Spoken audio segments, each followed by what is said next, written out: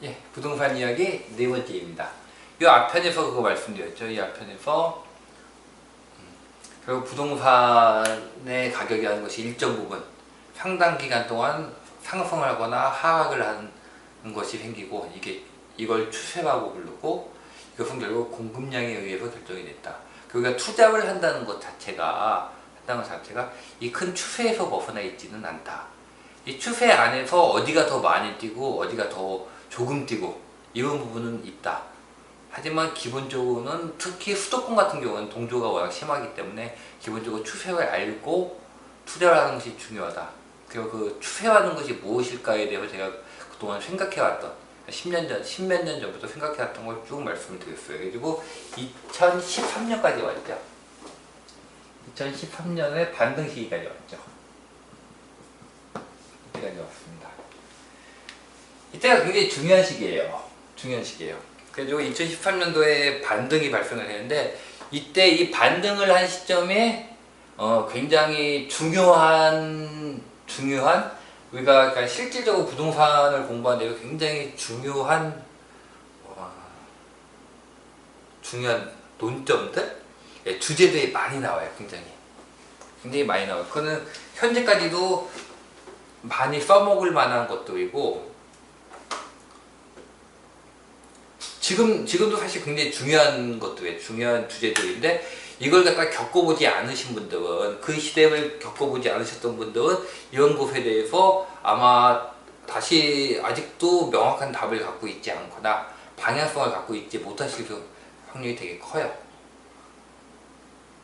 최근에 뭐 10년 이상, 또 10년 이상 했다 하더라도 2013년도 반등 때는 많은 분들이 2010년도에 2차 하락이 나온 이후에 시장을 떠났어요. 그리고 그 시장에 남아있는 분들이 없기 때문에 이건 그때 남아있던 분들 사이에서, 그리고 끝까지 버티면서 남아있던 분들 사이에서 발생했던 논쟁들, 주제들이기 때문에 이 주제들은 잘 모르는 분들이 되게 많습니다.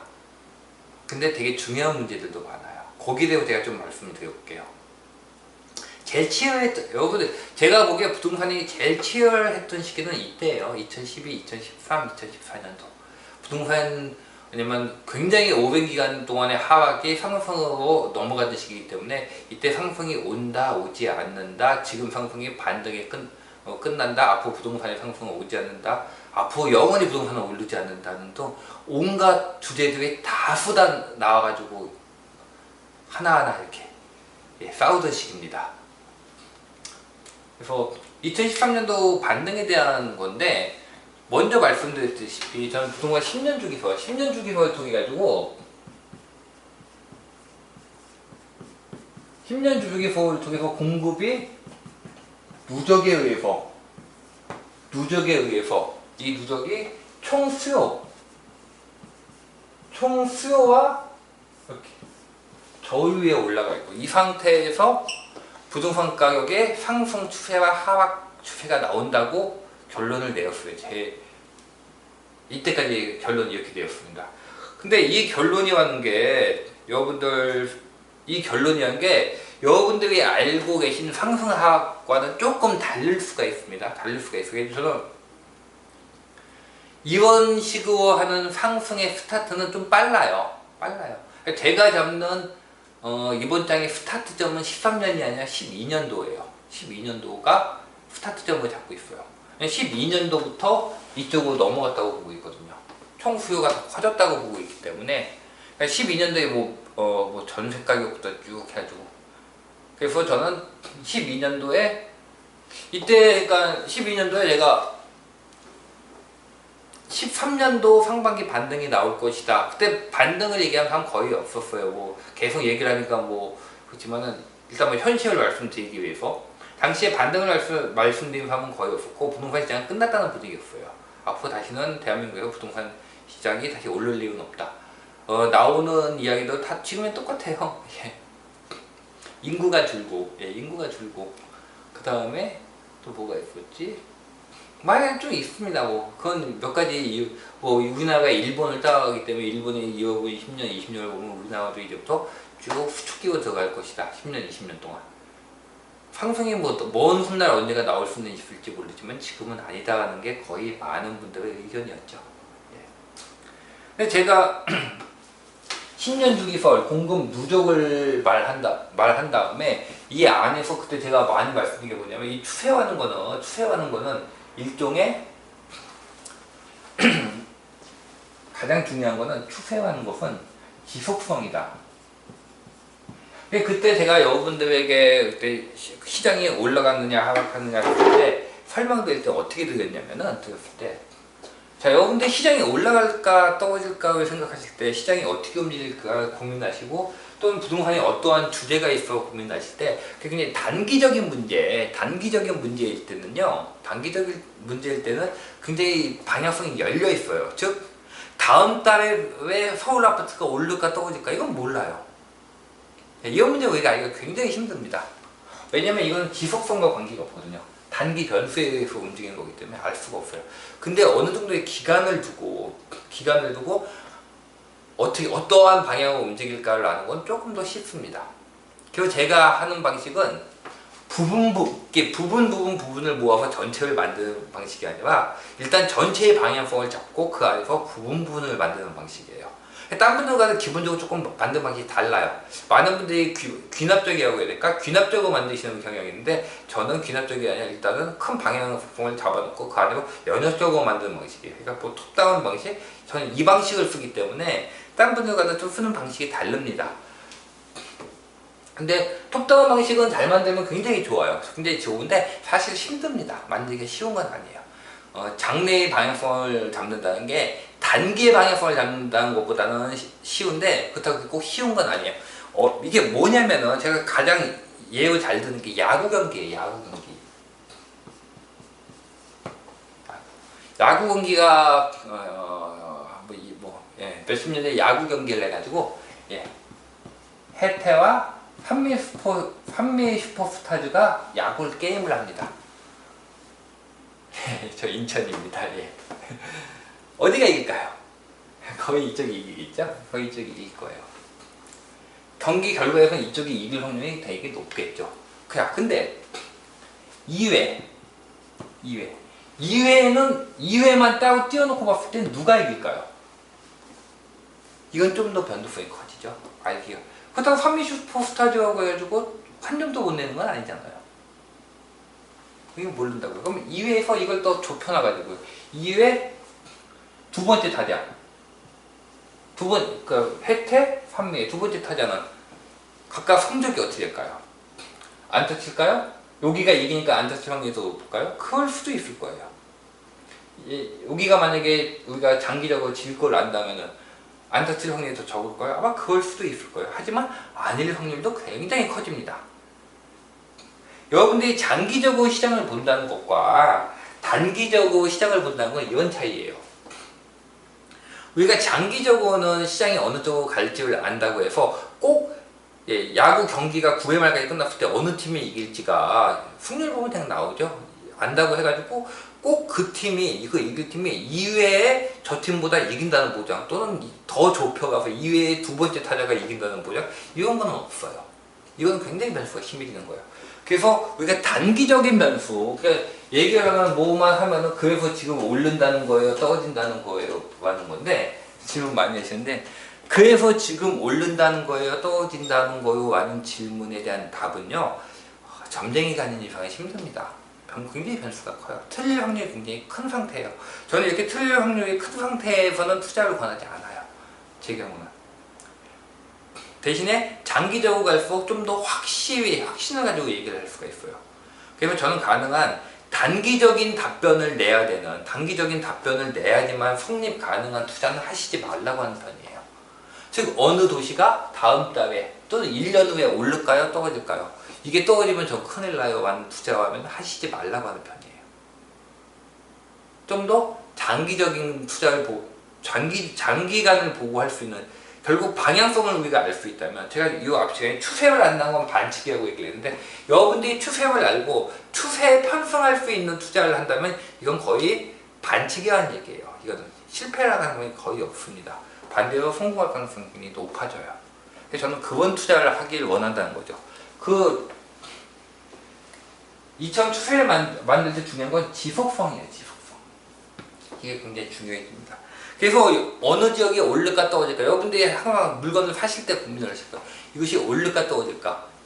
자, A라는 물건이 있습니다. 오를까 떨어질까?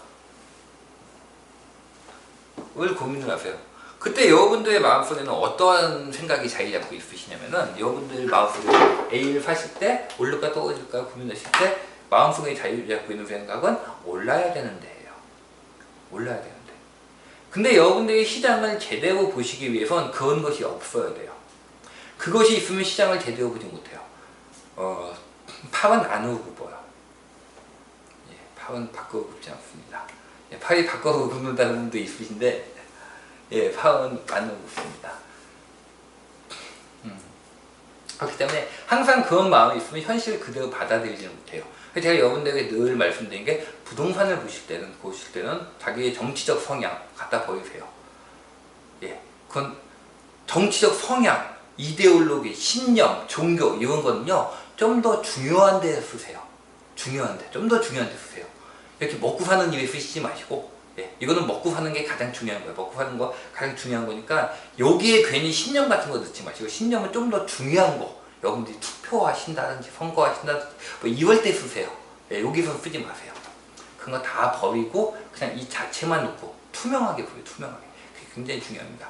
투명하게 보면은, 투명하게 본다는 게 굉장히 막연하다, 이게 무슨 뜻이냐고 보이실 텐데, 저 같은 경우에는 어느 정도 이게 숙련이 되면은 시장을 갖다가 제 생각 하다 보면 이게 어디까지가 내 생각이고 나의 바램이고 나의 소망인지가 계속 연습을 하다 보면 느껴져요. 이걸 빼고 시장을 그냥 보시면 돼요. 근데 그게 만약에 힘드시다면 두 편을 다 들어보세요. 나는 올라야 돼 라는 마음으로 시장을 보시고, 나는 떨어져야 돼. 난 집을 그러니까 여러분들이 투자자니까 난 여기 집을 살 거야. 근데 지금 돈이 없어. 떨어지면 살 거예요. 떨어져야 돼 라는 마음으로 보세요. 또는 내가 여기를 팔았어. 아, 이건 되겠네. 여러분, 집 팔고 오르면 속 아프시죠? 난 팔았어. 이건 떨어져야 돼. 나는 떨어져야 돼 라는 측면을 보시고, 올라야 돼 라는 측면에서 보세요. 두 가지 측면이 전부 다. 떨어져야 되는 측면을 하실 때는 감정이 완전히 하셔가지고, 이게 익숙해지면은 그런 거 빼놓고 투명하게 시장을 보실 수가 있어요. 자, 투명하게 시장을 보자고요. 시장이 올라야 돼, 떨어져야 돼. 이거 빼고. 그럼 이걸 본다는 얘기는 무슨 얘기냐면요. 저 같은 경우는 이걸 어떤 식으로 봤냐면은, 수도권 볼 때는 거의, 제가 수도권 볼 때 이 방식은요, 거의 뭐라고 말씀드려야 될까? 당시 기준으로서는 제가 지금 생각해도 거의 천하무적이에요. 거의, 이거는 여러분들이 자연스럽게 답이 나와요. 자, 보자고요. 어떤 식으로 봤냐면, 당시 사람들의 생각은 더 이상 부동산은 오르지 않는다였어요. 오르지 않는다였다고요. 그럼 우리는 현실을 파악하기 위해서는 아주 가장 단단하게 밥을 디딜 돌 하나, 돌 두 개. 수학에서 유클리드 기하 같은 거 보면 뭐 공리 이렇게 얘기했지. 가장 단단한 뭔가가 필요해요. 뭔가. 그 뭔가를 찾으려고 사실 굉장히 노력을 많이 하는데, 많을 것 같죠? 부동산에서 여러분 변하지 않는 진리? 그런 거 많을 것 같죠? 없어요. 여러분 생각보다 없습니다. 여러분이 찾아보시면. 그나마 지금 현실에서 써먹을 수 있는 진리 또는 굉장히 높은 확률을 가진 거, 그런 거 한두 개만 찾기도 다행이에요. 생각보다 없어요, 여러분. 여러분 부동산 살 때 제가 뭐 이렇게 하면은, 여기는 신축 받으시면, 분양 받으시면 무조건 나아요. 그럼 왜요? 그 옆집, 그 옆 동네 분양가, 아니, 전세 가격보다도 싸요라고 얘기하시는 분이 다 있거든요. 이게 확실한 거예요? 아니죠. 왜냐면 옆 단지에 전세 가격이 떨어질 수도 있잖아요. 부동산 시장이 고정된 게 없어요, 여러분. 부동산 제가 이렇게 오랫동안 공부하면서, 물리학 같은 걸 하면은, 물리학을 공부하고 할 때는 뭔가 변하지 않는 게 하나가 필요해요. 상수가 하나 필요하다, 상수. 우리가 이 상수 하나만 잡으면은 많은 것이 풀려요. 어떠한 학문을 하든지 마찬가지일 거예요. 상수 하나만 있어도 그 상수를 기반으로 쌓아 올릴 수가 있어요. 절대 흔들리지 않는. 뭐 빛의 속도는 일정하다 하든지, 이런 뭔가 하나만 있어도. 근데 부동산은 그게 없어요. 저는 아직까지 못 찾았어요. 시간이 더 지나면 저도 이걸 찾는 게 꿈이고 찾을 수 있을 것 같기도 한데, 어떤 공식 비수명을 찾을 수 있을 것 같기도 한데, 아직도 제가 찾아낸 것들이 어느 시기에나 변함없이 적용되는 절대적인 것인가하고 봤을 때는 자신이 없습니다. 그래서 그나마 가장 확률이 높은 걸 뭘 하나 찾아요. 그게 뭔지 아세요? 부동산, 지금까지 대한민국의 부동산, 수도권 부동산 역사상 변하지 않는 진리? 아직까지는 틀려본 적이 없는 진리라고 한다면 딱 하나 있어요. 딱 하나. 제가 생각해.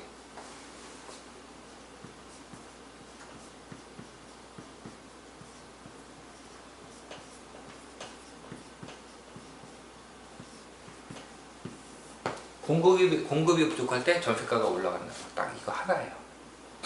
매가? 공급 부족하다고 해가지고 매가가 올라가는 건 아닙니다. 여기 누적. 공급 부족은 안 돼요. 충분한 수준은 누적이 되는 이건 굉장히 가변적이에요. 실제적으로 우리가 가장 변하지 않는 진리라고 본다면 공급이 부족할 때, 그리고 공급 부족이 2년 정도 지속되면 전세가는 무조건 올립니다. 이건 아직까지 틀려본 적이 없어요. 제가 부동산에서 유일하게 그동안 과거를 보면서 찾은 거 하나 한다면은 발 짚고 있는 건 딱 이거 하나예요. 공급 부족. 보통 이게 2년 정도 공급 부족이 지속되면 전세가는 무조건 올라갑니다. 딱 이거 하나 가지고 시작을 합니다.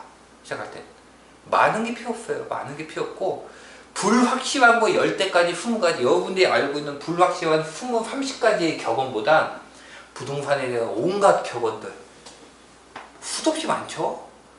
뭐 온갖 것들이 다 있는데 그런 온갖 것들 전혀 검증되지 않는 그런 것보다는 가장 확실한 거 하나가 더 중요할 때가 많습니다. 제가 이 전 시간에도 말씀드렸지만 딱 이거 하나에서 시작해요. 공급이 부족하면 전세가가 올라간다. 자, 부동산 가격이 하락을 합니다. 부동산 가격이 하락을 스타트를 해요. 2012년이라는 거 기억해 주세요. 2011, 2012년도에 발생했던 논쟁들이에요. 그때 제가 설명하던 방식이고 부동산 가격이 하락을 해요. 그럼 부동산 가격이 하락을 하면 어떻게 될까요?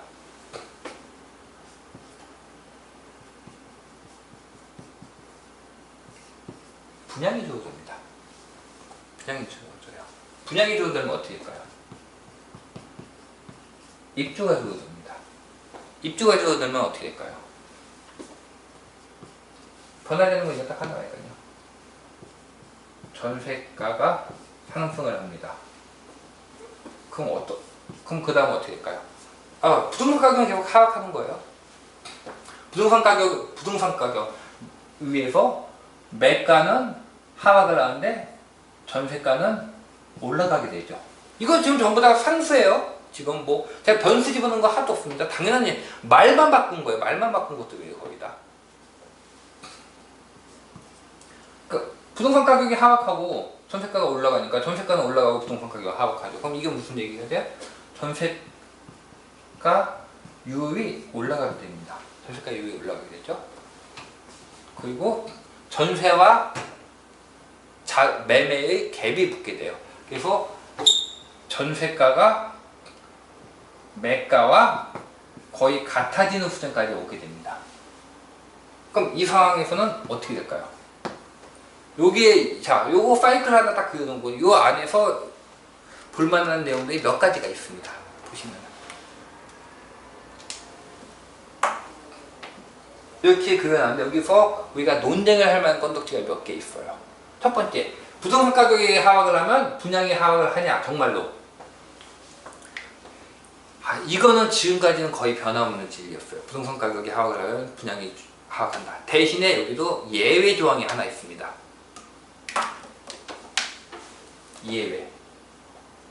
예외가 한 가지 있어요. 이게 뭐지? 이게 뭘지 생각해 보세요. 예외가 뭘지.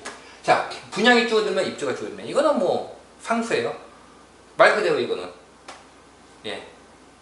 내가 돈 100원을 주면 당신은 돈 100원을 받습니다. 이거는. 그 다음에 입주가 줄어든다. 입주가 줄어들면 전세가가 올라간다. 이것도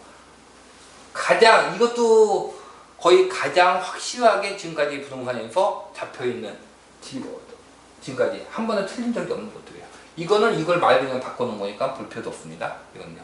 여기서는 오차가 날 게 없어요. 전세가가 올라간다. 전세가율이 올라간다고 또 볼 필요가 없습니다. 이것도 말 그대로를 바꿔놓은 것 뿐이에요. 그쵸? 요 말 그대로 바꿔놓은 거예요. 이거는 말 그대로 개념을 정리한 것뿐이에요. 그러니까 어떤 거 하나 이게 진리하면 이 다음 것도 진리예요. 이게 틀렸다면 이것도 틀리지만. 그러니까 이거는 10일 걸 거 문제가 없어요. 그 다음은 이거예요. 전세와 매가가 같아진다. 이게 가능한가? 이게 두 번째 질문이 되겠네요. 이렇게 놓고 봅니다. 부동산 가격이 하락을 하면 즉 공급이 감소된다. 정말일까요? 대부분의 경우는 정말이에요. 하지만 아닌 경우 있습니다. 아닌 경우가 뭔지 아세요? 이 아닌 경우가 굉장히 무서운 거예요. 사실은. 이 예외의 경우가 이게 되게 무서워. 되게 무서운 경우예요. 어떤 경우인지 아세요? 부동산 가격이 하락하는데, 자, 이거는 여러분들이 제 기본 강의 중에서 있죠. 예, 부동산의 세 주체의 각각의 시각, 건설사, 정부, 그 다음에 수요자, 각각의 시각 보시면 알게 됩니다.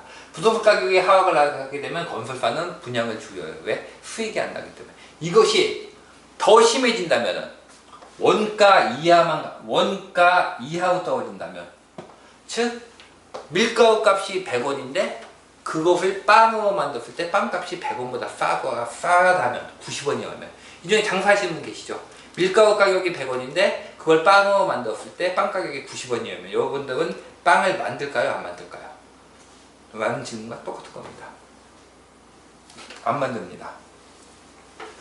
정답은 당연한 거예요. 이 중에 뭐 딴 거 하시는 분들도 마찬가지입니다. 폐업하겠죠. 당연히 안 만듭니다. 그리고 당연히 공급이 줄어듭니다. 하지만 공급이 줄어들지 않는 경우도 두 가지 정도 있어요. 두 가지.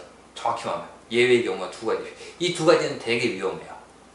두 가지일 수도 있고 한 가지일 수도 있는데, 뭐냐면은 부동산 가격이 하락을 하는데, 즉 부동산 가격이라는 건 뭘까요? 건설사 입장에선 물건을 파는 가격이죠. 물건을 파는 가격이 하락을 하는데도 계속 물건을 만드는 경우가 있어요. 어떨 때?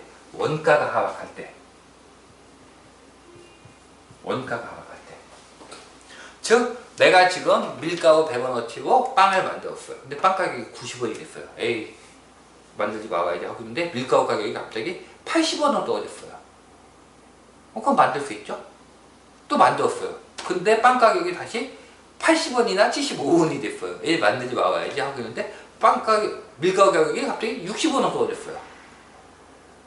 이걸 몇 차례 겪으면서 부동산 가격이 하락함에도 불구하고 부동산 공급이 계속 나오는 경우가 있습니다. 어떨 때?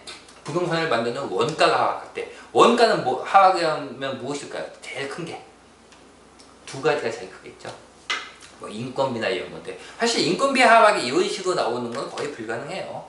불가능하고, 인건비 떨어진 거 보셨어요, 여러분? 불가능해요. 그럼 뭘까요? 제일 큰 요인은 토지 가격.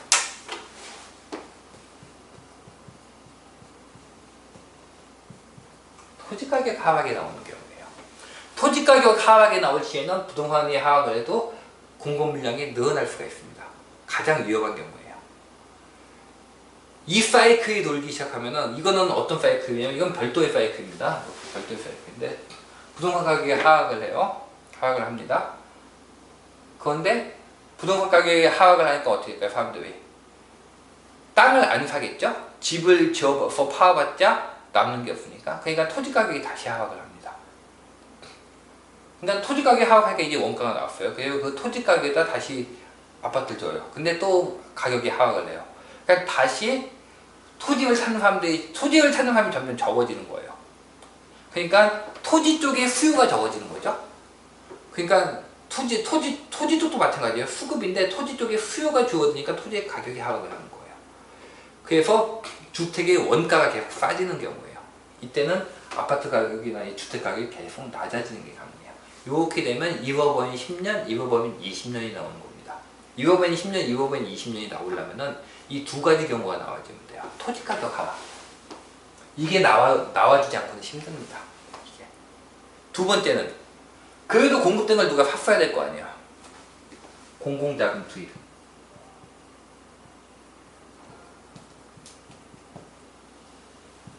토지 가격 하락과 공공자금이 투입돼가지고 공급되는 주택을 매입을 시켜주거나, 예, 그나마 손해가 적은 정도 매입을 시켜주고 또 토지 가격이 하락을 하고 나오면은 지속적으로 부동산 하락이 가능해요.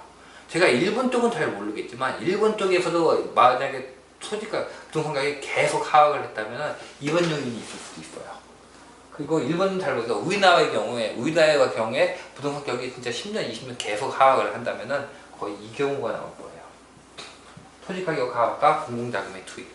그래서 공급된 주택을 정부가 매입을 해서 계속 뭐 임대로 풀거나 미분양 주택 같은 거 하면서 수요가 없으니까 토지 가격이 하락을 하고 가격이 싸니까 건설사가 또 짓고 그걸 공공에서 또 매입을 하고 이게 방식이 계속되면 지속적인 하락이 나와줄 수가 있어요. 이게 그러니까 부동산에서 우리가 말하는 제가 10년 주기서 사이클보다 이건 더 깁니다. 이 사이클이 나오게 되면 더 길어요. 토지 가격 하락이 계속 되게 무서운 거예요. 여러분들 부동산을 하게 되면은 부동산 쪽 공부를 하게 되면 부동산의 근본은 토지예요. 땅이에요. 부동산은 근본은. 그리고 여러분들이 나중에 지금 괜히 그런 거 보지 마시고 나중 되면은 부동산 구조를 갖다 생각하시게 될 때 토지가 끼어들게 될 거예요. 토지를 빼고는 말이 안 돼요. 근본적인 부동산의 가격이란 무엇인가 생각을 하면 토지 가격이 나오게 돼요. 아파트 가격이 근본적으로 오른다는 것은 왜 오르는 것인가 생각을 해보면 건물부는 감가상각이 나기 때문에 토지의 상승분이라는 것이 나오게 돼요. 지금은 필요 없고 나중에. 예. 이게 나오면은 굉장히 위험해집니다. 하지만은 토지 가격의 하락은 나오지 않았어요. 정확히 말하면 2010년도인가에는 나왔습니다. 2010인가 2009년도에 나왔어요. 우리나라에서 토지 가격이 나온 딱 한 번 나왔어요. 이때. 딱 한 번 나왔습니다. 그 뒤로는 다시 올라갑니다. 그래서 원가의 하락은 나오지 않았어요. 하지만 원가의 하락은 나오지 않았지만 분양가는 하락을 지속해서 원가와 거의 비슷한 수준까지 나왔습니다. 기억하실지 모르겠지만 이때 김포에서 분양가가 800만 원대까지 나왔습니다. 그 전까지 우리 부동산 공부하는 사람들이 하는 얘기가 수도권에서 분양가가 평당 900이 하는 힘들다. 나오는 건 거의 불가능하다고 얘기를 했는데 이때 800 얼마까지 나왔어요. 이거는 뭐냐면 우리가 밤 10시 넘어서 홈플러스에 가면은 더블 판매해야 되죠. 그날 팔아야 될 것들 싸게 팝니다.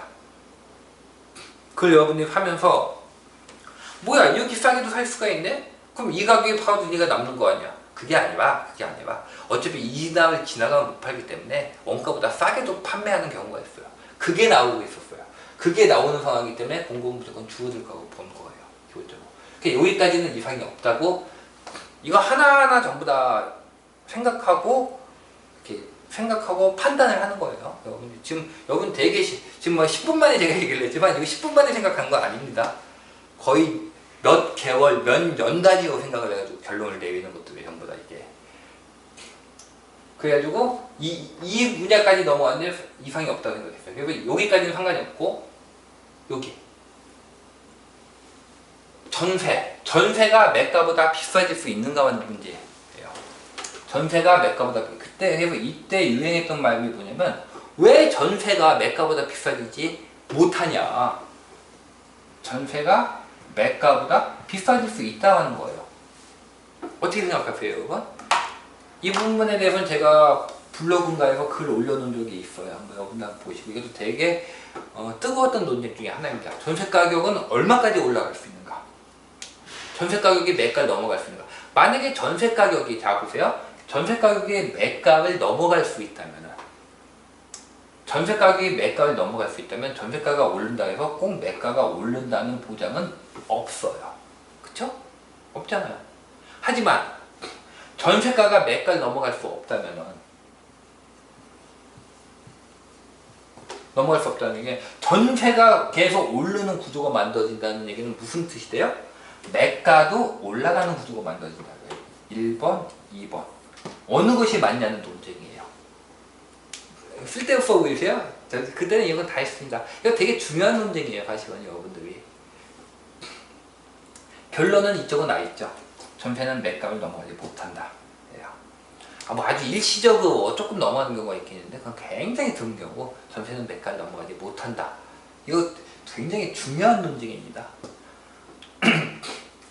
이렇게 설명을 드리면은 전세의 성격을 무엇으로 보느냐, 전세가 무엇일까 하는 거예요. 전세가 무엇일까? 전세를 갖다가 여러분들이 렌탈업 하시는 분들 있죠. 렌탈업. 예, 뭐 요즘 별별 거 다 렌트하더라고요. 예전에 뭐 비디오 가게에서도 렌트했고 책방도 렌트했고 다 있죠. 이렇게 렌트했다고. 네, 만약에 여러분들이 전세가 일종의 렌트라고 보신다면은 월세는 달라요. 월세는 렌트가 맞아요. 하지만 전세가 렌트라고 보신다면 이때는 매수가보다 전세가가 올라가는 게 맞습니다. 맞아요. 그래야 수익이 남죠. 전세를, 왜냐면 내가 전세를 갖다 100이라는, 매가가 100이라면 이걸 갖다 100보다 아래로 주게 되면 수익이 하나도 없잖아요. 당연히 100보다 넘는 수치가 나와줘야 됩니다. 100이라는 수치 기본적으로 먹고, 그 다음에 내가 이것에 대한 비용이나, 그 다음에 세금이나 이걸 다 하고, 그 다음에 물가 상승률 이상이 돼야 돼요. 즉, 몇 프로 정도가 돼요. 그게 모두 나오려면, 제가 그때 계산해보면 한 130%? 전세는 매가의 130% 정도까지 올라주는 게 정상이에요. 이걸 렌트하고 본다면 당연히 비싸야 됩니다. 아니, 당연한 거 아니에요, 여러분? 여러분들이 100만원 주고 카메라를 사가지고 렌트를 했는데 총 남는 금액이 80만원이에요. 지금 전세가처럼 60만원이에요. 하시겠어요? 안 하죠. 렌트는 당연히 수익이 남아야 되는 거예요. 그러니까 전세는 내가 100만원 주고 샀는데, 100을 주고 샀는데 전세금을 100을 받아봤자 남는 게 없잖아요. 하지만 그것을 내가 관리하는 데 들어가는 비용 들죠. 세금 들어가죠. 그 다음에 그것이 시간이 지나면 감가상각되는 부분이죠. 당연히 올라가야 되는 거예요. 130% 이상 올라가 줘야 돼요. 전세가가 매가보다. 하지만 전세의 성격을 렌트하고 본다면 이외에요. 하지만 전세의 성격이 렌트업이 아니라 대출의 의미하고 본다면 달라집니다. 저는 전세는 대출의 의미로 봐요. 그 집이라는 것을 담보해서 돈을 빌리는 행위. 집주인이 그 집을 담보해서 세입자에게 돈을 빌리는 행위라고 봐요, 저는. 그러니까 개인 간의 대부 형태? 개인 간의 담보물 제공하고, 집을 담보물로 제공하고 돈을 빌리는 형태가 저는 전세라고 봐요. 그렇게 본다면은 전세 그 집의 담보물의 가격은 당연히 불려준 돈보다 비싸야 돼요. 비싸야 됩니다. 당연하죠. 안 그러면 다 떼어먹죠. 다 떼어먹지 않겠지만 떼어먹죠. 그 넘어가게 되는 걸 뭐라고 해요, 우리가 흔히 깡통주택. 그게 깡통주택이에요. 전세금보다 집값이 싼 거. 즉 저는 개인 간의 담보 행위라고 봐요. 그렇기 때문에 전세가보다 무조건 매가가 비싸야 된다고 봅니다. 이게 여러분 다 쓸데없는 거 같죠? 쓸데없는 게, 여러분들이 어떤 개념을 만들고 개념에 대해 정의를 내고 다 쓸데없는 것 같지만 거기서 시작하는 거예요. 제가 부동산을 하는 방식은 다른 분들과 좀 다르다고 얘기를 하는 게, 저는 다 개념에서 시작해서 개념과 정의를 내고 그 상관관계를 따져가지고 시장을 분석하는 스타일이에요. 그죠? 이거에 대한 보조 지표로 통계를 보는 거예요, 저는. 방식이 좀 다릅니다, 딴 분들하고. 그렇기 때문에 전세가보다는 매가가 더 비싸야 된다고 생각을 하는 거예요. 그러면 어떤 방식으로? 근데 자, 전세가보다 매가가 더 비싸야 된다고 우리가 이렇게 해서 인정을 한다면은 여기서 우리는 무엇을 알 수가 있을까요? 자, 부동산 가격의 하락은 결국 무엇을 만들어낸다? 전세 가격의 상승을 만들어낸다는 거예요. 전세 가격의 상승을 만드는데 매가는 전세가보다 비싸요. 그럼 결국 어떻게 돼요? 이건 결국 매가의 상승을 만들어낸다는 얘기야. 이건 무슨 뜻이 되는지 아세요? 부동산의 하락, 즉 매가의 하락은 결론적으로 무엇을 만들어낸다? 매가의 상승을 만들어낸다. 이거 뭐 도덕경에 나오는 말처럼 들리겠지만은, 산이 있어야 곱이 있다는 얘기예요. 산은 곱의 원인이 되고 곱은 산의 원인이 된다는 거예요. 그래서 매가가 하락을 해야지 매가가 상승을 할 수 있고, 마찬가지. 이걸 반대로 돌려놔도 마찬가지입니다. 여러분도 힘심하게 돌려놔서 쭉 돌려보세요. 이거. 전 옛날에 이거 하고 누웠어요. 이게 부동산 공부하는 게 걔는 이거 사이트 만든 거입니다. 매가의 상승은 매가의 하락을 만들어낸다는 얘기예요. 매가의 상승을 바꿨을 때 전 반대입니다. 반대 사이클 누워갑니다. 그대로 공급량 감소, 공급량 증가. 공급량 증가는 뭘 만들어요? 전세가의 하락을 만들어냅니다. 공급량과 전세가는 거의 일치해요. 근데 여기 변수가 하나가 있긴 있어요, 사실은. 공급량이 감소를 해도 공급량이 증가를 해도 전세가가 상승을 하는 경우가 있습니다. 있어요? 없는 거 아니에요? 이 상승 사이클이 좀 더 달라요. 하나하나를 갖다가 이 고비 하나하나를 갖다가 굉장히 집중해서 분석을 해야 돼요. 그러니까 보기에는 굉장히 간단한 사이클 하나지만 이 사이클 하나를 증명하는데도 오랜 시간이 필요합니다. 할 때는. 자, 이런 것이 발생을 하는 거예요. 그래서 제가 이때 생각을 하는 거는 결국은 오르기 위해서는 떨어져야 되고 떨어지기 위해서는 올라야 되는구나.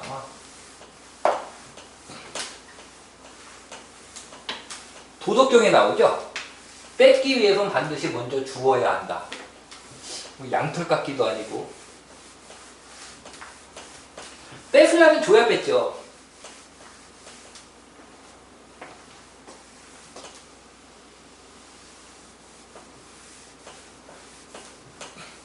자, 큰 틀은 여러분들이 이해가 가실 거예요. 그래서 여기 때 발생했던 게 전세가와 매가의 논쟁, 전세가가 매가를 넘어갈 수 있는가 하는 논쟁이 있었고, 그 다음에 두 번째에서 중요한 논쟁 중에 하나는 뭐냐면 여러분들 2010년도, 2009, 2010년도에 토지 가격이 하락이 나왔다고 했는데 이게 꼭 그것 때문인지 아닌지는 모르겠죠. 저는 그거의 영향이 되게 크다고 봐요. 그 뒤에 토지 가격이 하락을 하다가 다시 이렇게 올라가기 시작합니다. 이 상승을 하기 시작하는데 이 상승 때 뭐가 있었냐면은 도시형 생활주택이 있었어요. 이게 굉장히 많이 지어집니다. 그 다음에 빌라 같은 것도 굉장히 많이 지어져요.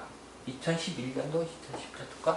그래서 인천에 보면 이때 많이 지어진 게 거맘동에 거맘 2지구 쪽이 이때 많이 지었는데 당시 거맘 2지구가 층수 제한이 3층까지 잡혀 있었어요. 그러다가 이 뒤에 이게 또 풀립니다. 4층까지 풀려요. 그러니까 토지 쪽에서 개발을 풀어준다는 얘기, 토지 쪽에서 개발을 풀어준다는 얘기는 바로 개발성의 증가, 이거는 바로 어디에 연결돼요? 토지의 가격 상승으로 발생을 해요. 이건 다 똑같습니다. 재건축, 재개발도 마찬가지예요. 단독주택 하나 부셔가지고 빌라 짓나, 재개발, 재건축을 하나, 대규모 상업지 개발 하나, 기본으로 들어가면 거의 비슷해요. 들어갑니다. 그래서 결국 개발성을 올려준다는 거, 용적률을 올려준다거나, 또는 뭐 일반 분양 가격이 올라간다거나, 이건 전부 다 뭘로 연결된다? 토지 가격, 토지 권리가의 상승으로 연결이 됩니다. 기본적인 건 여러분 사실 기본은 보면 똑같아요. 기본은 생각보다 복잡하지 않습니다. 이해만 하신다면 여러분들이. 근데 대부분 이해를 못하는 이유가 선입견 때문이에요. 지금까지 많은 부동산 수업 듣고 뭐 하면서 선입견 때문에 여러분들이 그걸 다 인정을 못 하시는 거지, 마음을 비워놓고 보시면은 다 인정이 돼요. 기본적인 것들은. 그 실제로 두 가지가 부딪혔을 땐 기본이 이깁니다. 항상. 자, 도시형 생활주택 같은 것이 하면서 토지 가격이 상승을 하면 토지의 쓰임새가 많아진 거죠. 수요가 늘어난 거죠. 그러니까 가격이 올라가겠죠. 이때 무슨 일이 발생을 하냐면 2011년인가? 2011년, 여러분들이 2011년인가 보시면 제가 지금 사이클 되는 것 중에서 부동산 가격이 하락을 하면은 공급량, 인허가가 줄어든다고 했는데 2011년도인가는 인허가가 크게 증가를 하는 해가 나옵니다. 이게 두 번째예요, 두 번째. 인허가 증가가 하는데 이 인허가 증가가 어디서 나오냐면 여기서 나와요. 소형. 초소형 쪽에서 나옵니다. 초소형과 소형에서 나와요. 거의 몇 배 단위로 뛰는 거야. 상승폭이. 여기서 또 하나의 중요한 논쟁이 나옵니다. 소형과 초소형을 공급하면은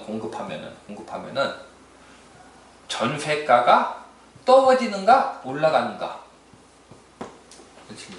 이때 소형이나 초소형이라 하더라도 전세가는 하락한다. 공급을 많이 지었기 때문에 하락한다. 이유는 여러분들 이게 어떻게 사실 이때는 제가 정말 운이 좋을 때였는지 제가 이 논쟁들 다 아꼈는데 제 마음에 다 맞았어요. 다 맞았는데 운이 좋았는지 그랬는데 사실 반대쪽에서 말씀하시는 분들의 논리도 다 일리는 있었어요. 일리가 없는 건 아닙니다.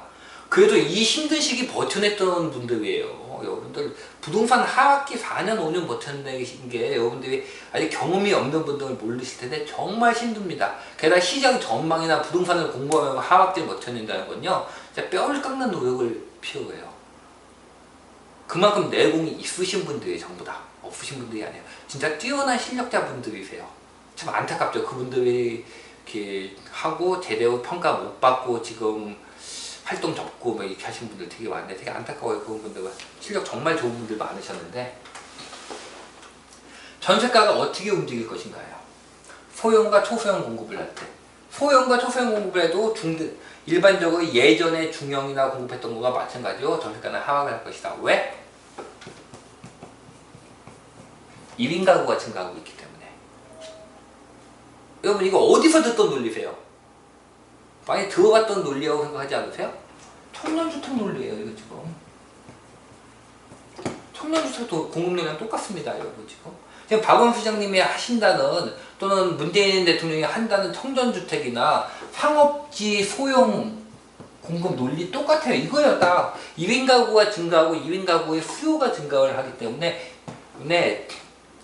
이 수요를 갖다가 채워줄 만한 공급을 갖다가 소형과 초소형으로 하겠다는 거예요. 어디서? 상업지나 역세권에서요. 똑같습니다. 다르지 않아요. 이 논쟁이 여러분들 지금 나온 게 아니라 이미 2011년도, 2012년도, 지금부터 7년 전에 나와가지고 어느 정도는 답이 나와 있는 논쟁이에요. 세상에 새로운 게 생각보다 없습니다, 여러분. 도시형 생활주택, 여러분 당시에 도시형 생활주택이나 소형, 초소형의 공급량을 보면요, 어마어마하게 늘어납니다. 몇 배 단위로 늘어나요, 전부 다. 그리고 2011년인가에 인허가가 왕창 늘어납니다. 2011년도에 인허가 늘어나, 네 말대로 공급이 누적이고 공급의 시장이 결정이 된다면 2011년도에 늘었으니까 얘네가 공급되는 시기가 언제예요? 2년 정도 잡으면 11년, 12, 13. 2013 말부터 2014가 되면 부동산은 하락으로 들어갈 거다. 네 말이 맞다 하더라도 하겠는데 이때 인허가 나오지 않았느냐 라는 것이었고, 저는 이때 인허가는 대부분 초소형과 소형이다. 초소형과 소형을 공급을 가지고는 시장에서 전세가의 상승을 막지 못한다. 왜냐면 시장에서 전세가의 상승이라는 건 일반 가구가 만들어낸다. 2인 가구가 아니라 그냥 앞으로도 인구는 줄어도 부동산 가격은 상승한다. 왜? 2인 가구 세대수는 늘기 때문에. 그게 무슨 논리냐면 2인 가구가 늘기 때문에 부동산은 상승을 한다고 말씀하시는 분들 되게 많은데, 저는 이거 말도 안 되는 얘기다. 2인 가구는 믿을 만한 가구 수가 아니다. 2인 가구 하는 건 뭐냐면요, 여러분 2인 가구가 뭔지 아세요? 2인 가구 제가 14차분들은 잘 모르실 수도 있는데 이쪽에서는 몇 번 쭉 말씀을 드린 적이 있어요. 이 관련 동영상도 한번 올려드릴게요. 2인 가구 하는 것은 대부분 또 여러분 뭘 생각하세요? 청년들 결혼하기 전? 그분들도 물론 있어요. 있습니다. 자, 1인 가구가 늘어나요. 우리나라 청년 세대가 그렇게 크게 늘어나고 있어요? 우리나라가 인구가 막 늘어나고 청년 세대, 이완원 분들이 막 늘어나는 시기예요? 아니죠. 근데 왜 2인 가구가 늘어나요? 2인 가구는 청년층을 여러분들이 많이 생각하는데 그게 아니라 노년층이에요. 한 분 떠나버리고 혼자 계신 분들이에요. 그분들이 늘어나니까 2인 가구가 늘어나는 거고요. 이분들이 과연 여러분 한 분 떠나고 한 분 남아 계신 그분이 2인 가구 소형과 초소형으로 원룸이와 오피스텔을 제공하면, 여러분들 원룸 오피스텔에 70 넘으신 할머니하고 혼자 살고 계신 거 본 적 있으세요? 저 못 봤어요. 그분들은 고정 수입이 없기 때문에 관리비가 나가는 오피스텔을 갖다가 살려고 하지 않으세요. 왜냐면 제가 이분들 60, 70, 이 고연령층 분들 직접 상대하면서 업을 했던 사람들이잖아요. 그래서 이분들의 움직이는 방식은 제가 좀 알아요. 제가 이분들 상대로 했던 업을 했던 사람들일 때, 이분들은 관리비가 고정적으로 나가서 한 달에 고정적으로 이렇게 지출이 나오는 주택 형태를 갖다가 원하지 않으세요. 이분들은. 그래서 집도 월세 안 가세요.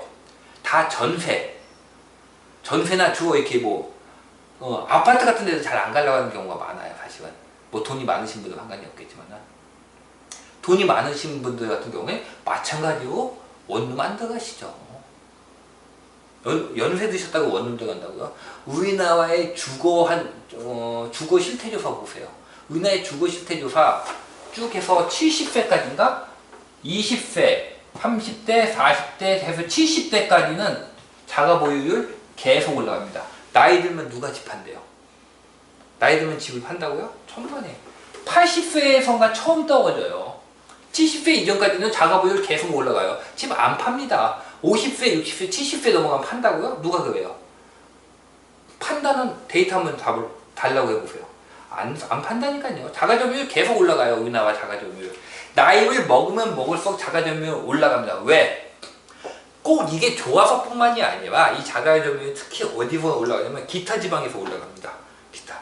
뭐 전남, 뭐 이렇게 뭐 경남 이렇게 시골대. 시골인데 자가점유율 왜 올라가는지 아시겠죠? 내가 거기는 그게 집값이 비싸지도 않지만 낡은 집들 있고 한 있으면은 매달 비용 안 내시잖아요. 그분들이 원룸이나 오피스텔 들어갈 것 같으세요? 원룸 2인 가구가 늘어나니까 이걸 대비해서 원룸 오피스텔을 지어야 된다고요? 무슨 말도 안 되는 얘기를 하고 있어요. 그분들 안 들어가시고 여러분들 부모님 생각해 보세요. 그분들이 과연 뭐 매달 이거 관리비 내면서 원룸 오피스텔 가실 것 같은지 한번 살짝 보고 보세요. 가실 건지. 안 가세요. 물어보지 마세요. 혼나요. 예, 안 가십니다. 그리고 2인 가구 가는 건요, 믿을 만한 게 못 돼요.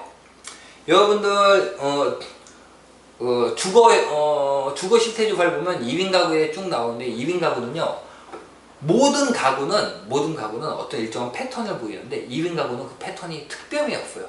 굳이 패턴을 잡자면요, 경기가 어려울 때 있죠. 경기가 어려울 때 2인 가구는 줄어듭니다. 경기가 좋을 때 2인 가구는 훅 늘어나요. 훅 늘어났다 훅 줄었다는 이렇게 돼요. 마치 캥거루가 들어왔다 나갔다는 것처럼 캥거루가 그게 원래 그 부모님 계신 집으로 쏙 들어와요. 그럼 2인 가구가 줄어듭니다. 경기 어려가지고 쏙 들어와요. 그럼 그 다음에 경기가 좀 좋고 하려고 다시 나가요. 그럼 세대수가 쭉 늘어나요.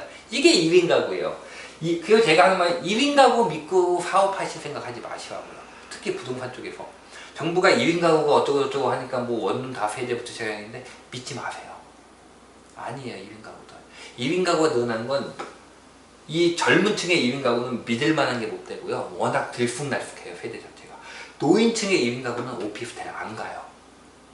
오피스텔 원룸 1인 가구 대상으로 했던 부동산 형태들 아마 곧 힘들어질 거예요. 하지 마세요. 입니다. 그래서 2인 가구는 믿을 만한 게 못 된다는 거예요. 그럼 정상 가구, 보통 가구, 부부가 있고 아기가 있는 정상 가구. 우리나라의 주거 실태 조사를 보면은 신혼부부, 우리나라의 보통 자가점유는 65% 정도 될래나? 이 정도 수준입니다. 정확히 모르겠어요. 이거 시도마다 다르니까. 수도권은 50이에요. 수도권은 50% 정도 잡으시면 됩니다. 기타 지방 있죠? 기타 지방은 한 68% 정도 잡으시면 돼요. 그러니까 뭐 경상도, 충청도, 전라도 뭐 이런 데는 68%, 강원도 이런 데. 그 다음에 지방 광역시는 한 65% 정도, 64? 65, 64, 65% 정도 잡으시면 돼요. 이 정도예요. 60%한 65% 정도 잡으면 대강 기준이 나올 거예요. 자가점유. 나오는데 우리나라 평균이에요. 신혼부부의 자가점유는 보통 자가점유가 한 50% 정도가 나옵니다. 아니, 40몇 % 나왔던 거지. 40몇 % 나와요. 그래서 자가점유 비율 30대, 40대 보면 30대에서 40대 넘어갈 때가 확 늘어요. 자가점유가. 30대에서 40대 넘어갈 때 자가점유가 왜 늘어날까요? 늘어난 이유가 뭘까요? 자가점유가 늘어나는 게 무슨 얘기야? 이분들이 집을 산다는 얘기예요. 왜 30대에서 40대 넘어가면서 자가점유가 늘어날까요? 또 세대원 기준으로 잡으면 2인 가구에서 3인 가구 넘어가면서 확 늘어납니다. 자가점유가. 무슨 뜻일까요? 아기가 생기면 안정된 집을 찾는다는 얘기예요. 또는 결혼할 때 찾는다는 얘기예요. 그 외에 50대부터 60대, 70대, 80대까지는 거의 비슷해요. 한 2%씩인가 증가해요. 2%씩. 조금씩 증가합니다. 80대에 처음 온 감소예요. 80대니까 뭐 아드님 집으로 옮겼다든지 뭐 이렇게 한 거죠.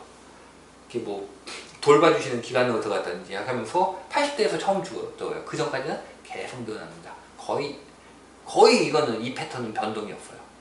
확 늘어난 건 30에서 40 넘어갈 때. 그러니까 가장 큰 거는 신혼부부 하는 얘기예요. 신혼부부가 아이가 생길 때 하는 얘기예요. 이런 정상적인 보통 부부들이 오피스텔과 원룸에서 생활을 할까요? 부동산 시장에서 타켓을 보는 거는 총수요 공급이라고 얘기를 하는데 총수요의 핵심 키워드는 뭐냐면 이분들이에요. 신혼부부. 신혼부부가 키워드예요. 여기다 여러분들이 핵심을 맞춰야 되는 거예요. 그러니까 이번 정부에서도 만약에 공공주택이나 이걸 해가지고 공공주택을 해서 주거안정을 시키겠다고 생각하면 포인트는 어디에 줘야 돼요? 청년? 청년 아니에요. 신혼부부 하니까요. 청년이 아니라 신혼부부예요. 근데 정부분들도 혹시 뭐 생각 들을 일은 없겠지만은 모르겠네. 제 밴드에는 기자분들도 꽤 들어와 계시니까. 키포인트를 부동산 가격 쪽이나 이쪽에 키포인트를 잡고 싶다면 키포인트를 청년에다 잡으시면 안 돼요. 신혼부부에다 잡아야 되는 거예요. 신혼부부에 잡느냐 청년에 잡느냐 뭐가 차이 나냐? 평수가 차이 납니다. 초소형은 안 돼요. 최소 얼마 이상? 방이 3개가 나오는 주택 형태 24평부터. 그러니까 2012, 2013년도에 많은 분들이 뭘 매입하셨는지 아세요? 여러분들 주변에 투자 오래 하신 분들 보세요. 2012년도에 뭐 사셨는지. 다 매입하신 게 17평형이에요. 18평형. 22평까지도 안 넘어갔어요. 22평 넘어간 건 2013년인가 14년 가서 넘어간 거예요. 제가 이때 계속 뭐하고 얘기를 했죠? 아기국민도 계신가요? 제가 뭐하고 계속했죠? 뭐 사시라고? 방 3개짜리 사시라고. 최소 몇 평 이상? 최소 24평 이상. 가능하시면 30평대 사시라고. 그 다음에 좀 장기적으로 보시는 분 몇 평 보시라고요? 40평대 보시라고. 지금은 아닐지 모르지만 수익률 떨어지고 지금은 아니고 상승률이 낮을지 모르지만 결국은 뭐가 가장 많이 뛴다? 대형 평수가 제일 많이 뛴다고요. 근데 그때는 다 전부 다 소형에 전부 다 이걸 잡는다고 다 초소형을 잡아서 들어간 거예요. 정부도 다 초소형. 다 초소형만 본 거예요. 이렇게 초소형만 지어놨을 때는 뭐가 나온다? 수요와의 미스매치가 나옵니다. 수요와 공급의 미스매치가 나와요. 오피스텔 원룸의 수요는 일반 정상 수요가 아니에요. 아니에요.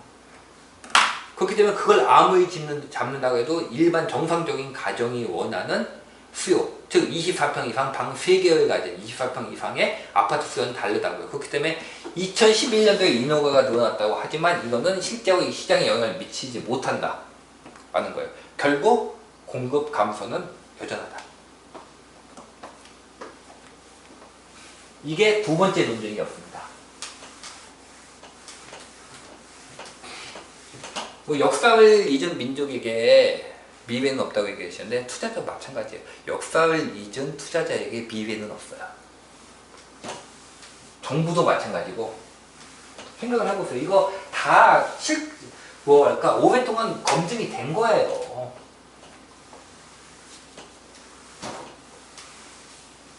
그런데 왜 초소형을 짓는지 아세요?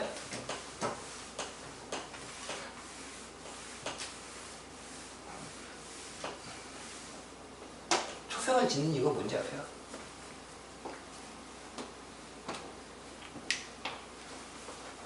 정부의 공공주택 목표가 제가 예전에 할 때 우리나라 공공주택의 4에서 6%인가 이 정도 됐습니다. 이 정도 됐던 것 같아요. 그 뒤에 뭐 8%, 지금 뭐 12%까지 늘리겠다고 얘기하고 있어요. 저 외국 수준까지. 우리나라 공공주택이 굉장히 비율이 적은 건 맞아요. 그래서 늘리겠다는 말도 저는 반대하는 입장 아닙니다. 반대하는 입장 아니에요. 공공주택 늘리고 어려우신 분들 도와주는 건 국가의 의무예요. 당연한 거예요. 저희들 같이 실제로 활동하는 분들 여기에 적극적으로 협력을 해야 될 의무 당연히 있다고 생각을 해요. 우리가 부동산 투자를 한다고 해서 공공주택을 짓지 말라고 얘기하는 건 말도 안 되는 얘기입니다. 그거는. 뭐 우리가 이 사회에서 뭐 불평불만을 가진 사람들 아니기 때문에 당연히 합니다. 근데 이걸 위해서 뭘 해야 될까요? 재정이 필요하다는 거예요. 근데 재정은 한정되어 있다는 거예요. 한정된 재정으로 퍼센트지를 이렇게 올리기 위해서는 어떻게 해야 될까요? 자, 이 퍼센트지가 뭐 기준일까요? 호수예요. 우리나라 총 주택, 호수, 공공주택, 호수. 이렇게 늘리려면 호수를 늘려야 돼요. 호수를 늘리려면 어떻게 될까요? 재원은 한정되어 있는데, 자, 여러분들이 가지고 있는 과자는 한정되어 있는데, 더 많은 사람들에게 나눠주려면 어떻게 될까요? 많은 사람. 주는 과자의 양을 줄여야겠죠. 그게 무슨 현상이 발생해요? 양을 줄이는 평수가 줄어드는 현상이 발생합니다. 그래서 초소형이 돼버리는 거예요. 중형 하나일 거를 갖다가 초소형 이렇게 두 개를 짓게 나오는 거예요. 그래서 실제로 예전보다 뭐 제가 정확히 데이터를 갖다가 찾아본 건 아니에요. 이게 안 나옵니다. 그 정확한 데이터. 예전 제가 이렇게 신문지상에 봤던 데이터를 봤을 때, 최근 데이터는 제가 여기 LH인가 다니시는 분이 들은 거고 봤을 때 실제로 공공자금 투입되는 금액은 오히려 줄었어요. 옛날보다. 무슨 얘기예요? 평수가 줄었다는 얘기예요. 평수가 줄면은, 자, 우리가 총 20평을 만들어낼 수 있다면 20평을 둘로 나눈 거예요. 10평, 10평. 예전에는 20평 하나를 줬다면 10평, 10평을 나눠버리면 호수가 두 개가 늘어나서 퍼센트지를 맞추기가 더 쉽다는 얘기예요. 근데 실제 시장에서는 이게 의미가 있다 없다? 의미가 없다는 거예요. 10평짜리 아무리 나와봤자, 10평짜리, 12평짜리 아무리 많이 나와봤자 부동산 가격의 하락 안정을 이끄는 아파트의 전세가에는 아무 상관이 없다는 얘기예요. 이건 뭐 기술하고 될까요? 오피스텔, 다가구, 그 다음에 뭐 초소형 도시형 생활주택, 청년주택, 또 뭐 있죠? 공적 임대 나오는 것도 있죠. 박원순 시장이 말하는 상업지에 뭐 이거 다 피터지게 싸우게 되겠죠. 시간이 갈수록 이쪽으로 싸우게 돼 있다는 얘기예요. 지금 잡힌 거 보면. 제가 옛날 제가 이번 14차 밴드에도 올려드렸죠. 거기에 근육이 있는지 없는지 모르겠어요. 저는 제가 찍기는 찍는데 제가 보지는 않아요.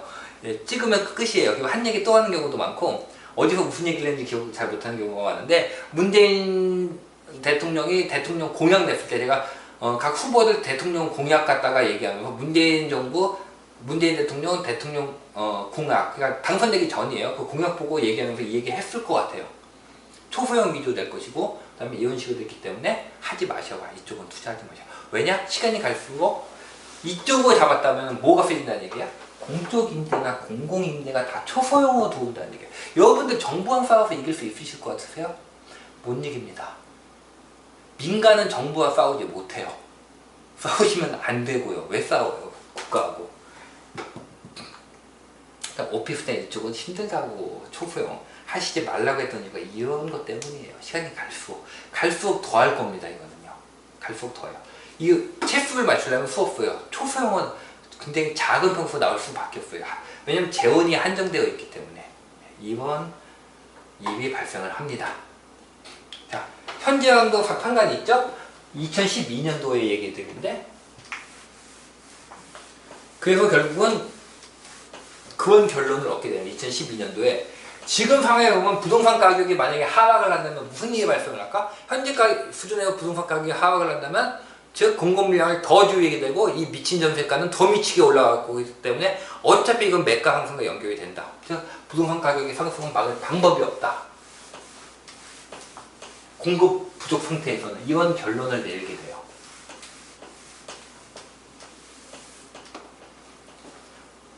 그리고 이제 마지막 단계에 들어갑니다. 그렇다면 그때는 언제일까? 언제 상승을 하게 될까 하는 문제예요. 전세가가 상승을 하면은 매가가 올라간다거나, 저는 이번 지금까지 말씀드린 과정을 통해 결론을 내렸어요. 그렇다면 언제냐고요, 도대체. 언제? 이게 언제냐가 중요한 거 아니에요. 언제냐라고 해 투자를 하죠. 언제냐 하는 거예요. 그래서 이 언제냐하는 거에서 나온 게 실거지 지수라는 개념이에요. 제 강의 들으시는 분들 귀가 따갑게 듣는 이 개념입니다. 이 개념을 통해서 제가 2013년도 상반기 반등 할 것이다 라고 말을 하고, 그때 아기공 때였죠. 제가 그때 패션 이거 얘기하고 좀 많이 좀 안 좋았어요. 그때 제가 이거 얘기하고 2013년도 이거 할 것이다, 그 다음에 동탄 쪽 매입하셔도 된다 했다가 욕을 봐가지고 먹는 건 아니고 꽤 안 좋은 소리 좀 듣고, 이게 꼭 이렇게 하면은 뭐 그때도 말하고 지금도 말이죠. 저 동탄에 집 없습니다. 제가 말 생각하고 한 걸 갖다가 그냥 주위 분들 말씀드리고 싶어서 했을 뿐이에요. 진짜 그때는 진짜 순수했어요. 지금 하다 보니 밴드웨도 하죠. 그땐 그런 것도 하나도 없었다. 근데도 꼭 그렇게 빈정대고 끌어내리려는 분들이 있어요. 그래서 제가 이때 2013년도 상반기에 이때 반등 나와서, 만약에 반등 안 나오면 저 은퇴하겠다, 부동산 쪽 인터넷에서 활동하는 거 다 접겠다 하고 얘기를 했는데, 한 해에 들어오셔서 반등이 나왔습니다. 이 반등이 나온 과정, 실거주 지수 간단하게 설명을 드리면서 다음 5편을 넘어가겠습니다. 예, 이번 편은 여기까지 하겠습니다.